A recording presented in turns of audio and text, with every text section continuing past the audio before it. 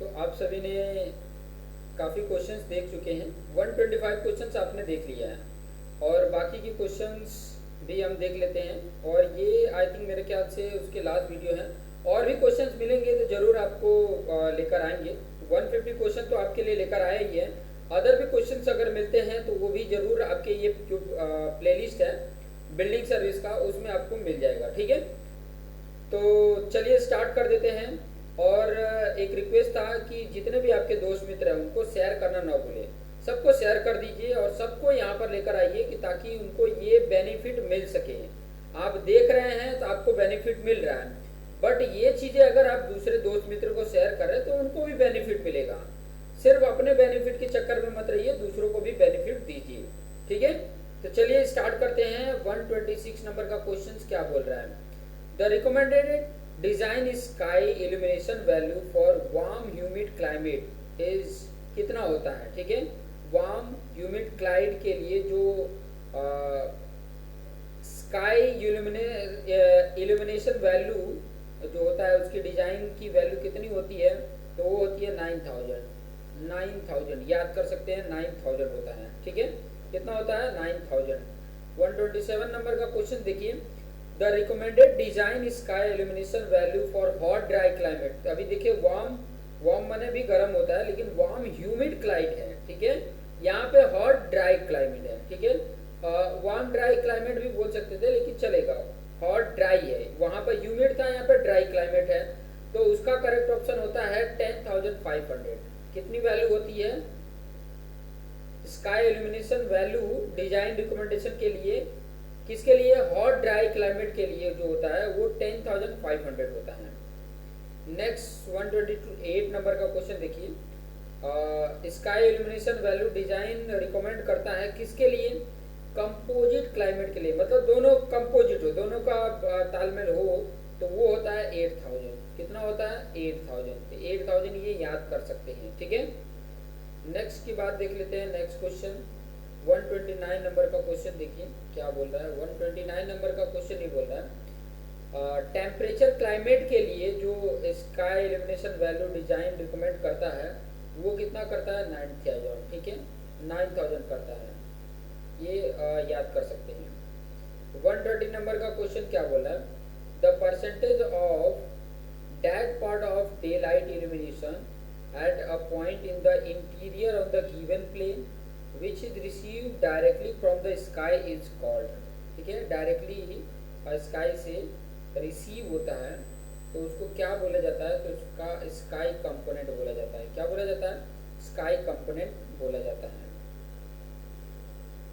Next question देख लेते हैं। 131 नंबर का क्वेश्चन क्या बोल रहा है।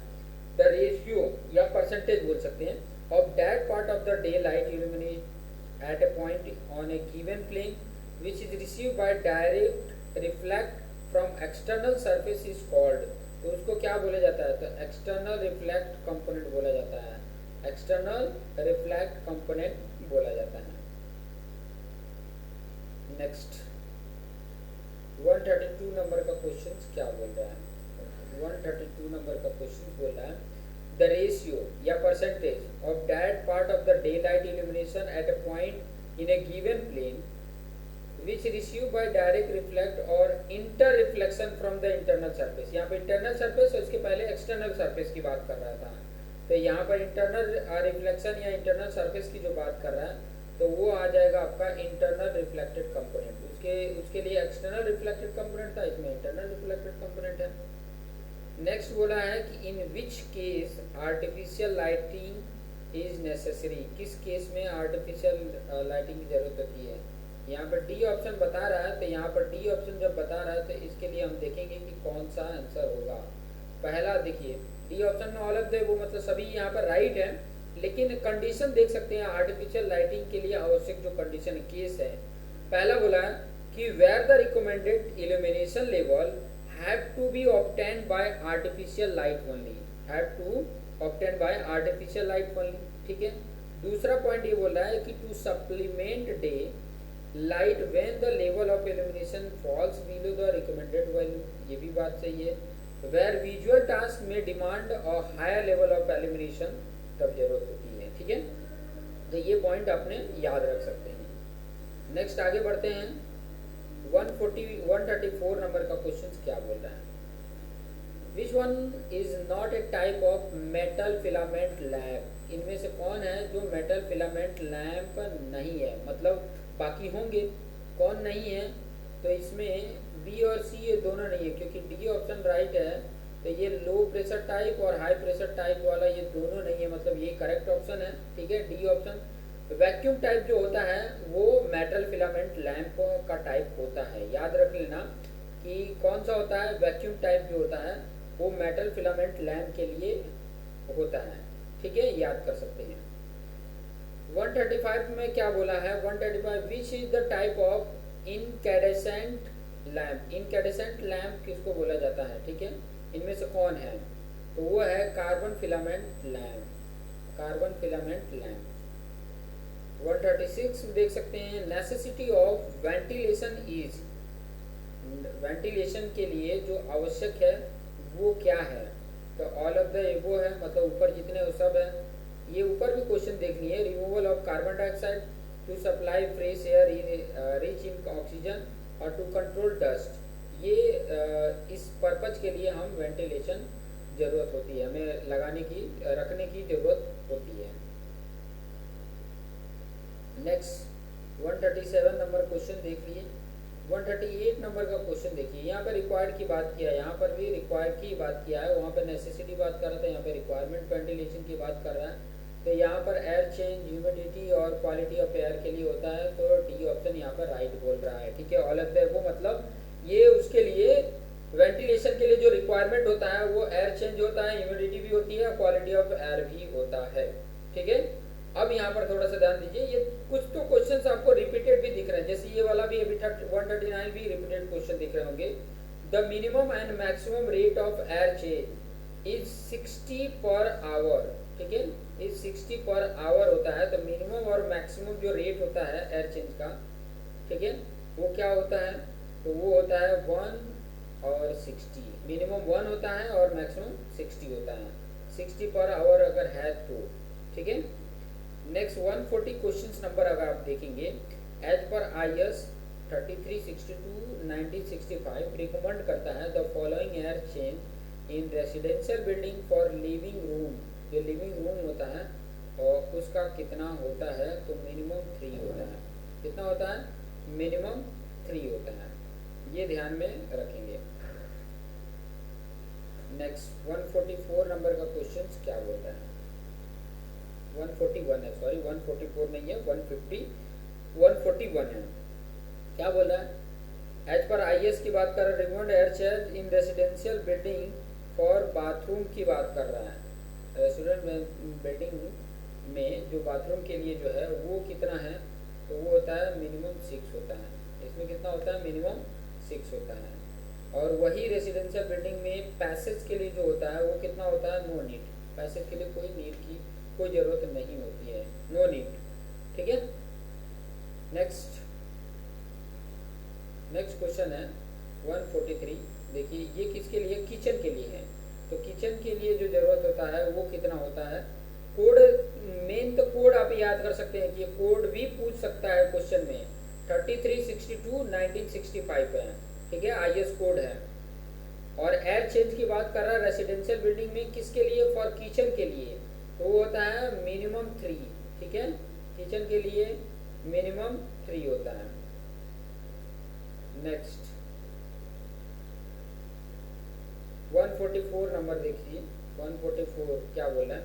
Requirement of air change per hour in enclose area as per NBC 2005 for assembly hall के लिए। तो वो कितना होता है? 4 to 8 होता है। असेंबली हॉल के लिए 4 to 8। 145 नंबर का क्वेश्चन देख सकते हैं। Requirement of air change per hour in an enclose area as per NBC 2005 for bedrooms के लिए NBC 2005 में इंक्लोज एरिया के लिए जो रिक्वायरमेंट एयर चेंज है पर आवर के लिए वो क्या है? तो वो 2 to 4 है। किसके लिए? बेडरूम के लिए। और असेंबली हॉल के लिए 4 to 8 होता है। नेक्स्ट 146 नंबर का क्या बोल रहा है? ये कॉन्फ्रेंस रूम के लिए बोला है। कॉन्फ्रेंस रूम अगर है तो उसके लिए air change per our requirement कितना होता है, तो 8 to 12 होता है, 8 to 12 होता है। जैसे जैसे एरिया आपका बड़ा, इंक्लोज एरिया बड़ा रहेगा, वैसे वैसे इसकी वैल्यू भी क्या होती है, बड़ी होती जाती है। 147 की बात कर रहे हैं कि requirement of air change per hour in an enclose area as per NBC 2005 for cinema घर जो होता है उसके लिए वैल्यू कितनी होती है, तो 10 to 15 होती है, 10 से 15 तक होता है। हॉस्पिटल के लिए यहाँ पर पूछा है, हॉस्पिटल के लिए, ठीक है। यहाँ पर ऐसा इंक्लोज एरिया है, पर आवर जो एयर चेंज होता है उसके लिए NBC 2005 के अकॉर्डिंग हॉस्पिटल के लिए कितनी वैल्यू होगी, तो वो होगा आपका 6 to 8, हॉस्पिटल के लिए 6 to 8 है। 149 की बात करेंगे तो requirement of air change per hour in enclose area as per NBC 2005 for library की बात कर रहा है, तो लाइब्रेरी के लिए वैल्यू कितनी होगी, तो वो है 3 to 5। देखिए हर क्वेश्चंस को मैं अलग अलग टाइप्स के ये इसमें बता रहा हूँ, कम से कम ये चीज़ें याद कर सकते हो, लाइब्रेरी के लिए, हॉस्पिटल के लिए, या तो फैक्ट्रीज के लिए। यहाँ पर देखिए फैक्ट्रीज पूछा है, तो फैक्ट्रीज के लिए क्या होगा, फैक्ट्रीज के लिए देखिए क्या होगा, फैक्ट्रीज के लिए अगर आप देखेंगे तो आपका 8 to 10 आ जाता है। तो ये आपके इस तरीके के क्वेश्चंस आपने देख लिए, ठीक है, इस तरीके का आपने क्वेश्चंस देख लिए हैं।